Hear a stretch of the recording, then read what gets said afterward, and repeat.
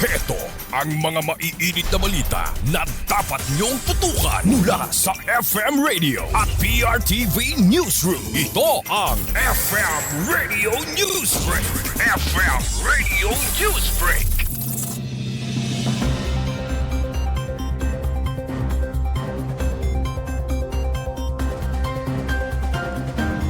Magandang tanghali mga kabayas. Narito na ang mga iinit na balita para sa ating FM Radio Newsbreak. Nagbigay ng pahayag at mensahe ang Pangulong Ferdinand Bongbong Marcos Jr. na ang digma na hindi kailanman nagsisilbi sa pambansang interes ng Pilipinas. Pinahayag niya ang pagnanais na agad matapos ang kasalukuyang sigalot sa gitnang silangan at nilinaw na ang patakarang panlabas ng bansa ay nakatuon lamang sa kapayapaan at pambansang interes.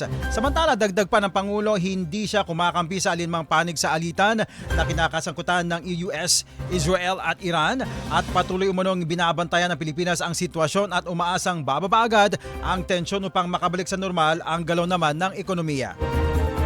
FM Radio Newsbreak. FM Radio Newsbreak. Samantala, sa iba pa mga balita, nagbigay ng paalala sa publiko ang Philippine National Police o PNP na pag-ibayuhin ang pag-iingat ngayong summer season dahil sa pagtaas ng kaso ng pagkalunod at mga aksidente naman sa mga kalsada. Ayon kay PNP spokesperson Brigadier General Randolph Tuanyo, mas pinaigting ang pagbabantay sa mga beach at resort kasama naman ang mga lokal na otoridad upang maiwasan ang anumang insidente. Dahil dito, magde-deploy ang PNP na mas maraming pulis at paigtingin ang batas trapiko.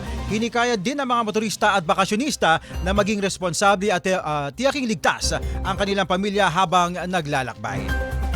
FM Radio Newsbreak. FM Radio Newsbreak. Samantala sa ating huling balita mga kabayas, dumating na sa bansa ang unang oil shipment mula naman sa Russia. Makalipas ang ilang araw matapos ipahiwatig naman ng Pilipinas ang planong pag-angkat ng langis mula naman sa Moscow sa gitna ng krisis sa Iran.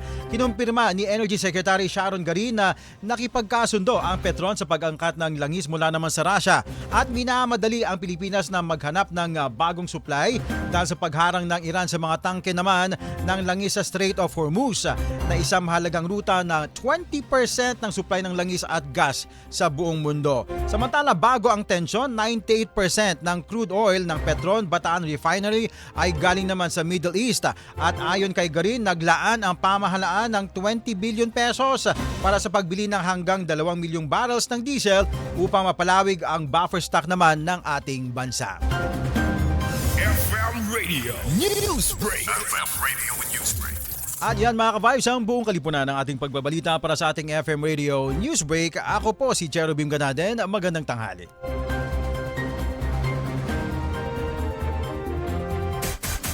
Inyong narinig ang FM Radio Newsbreak dito sa FM Radio, Favorite Music Radio.